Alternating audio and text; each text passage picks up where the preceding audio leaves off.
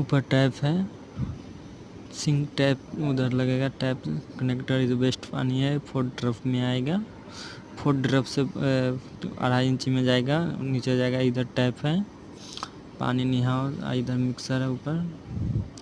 और फिर इधर में देखो बाल माउंटर फिटिंग किया हूँ। फिटिंग करने के बाद इधर अब पैकिंग करूँगा। पैकिंग होने के बाद नेक्स्ट वीडियो में आपको फाइनल दिखाऊंगा। सब्सक्राइब करो, शेयर करो।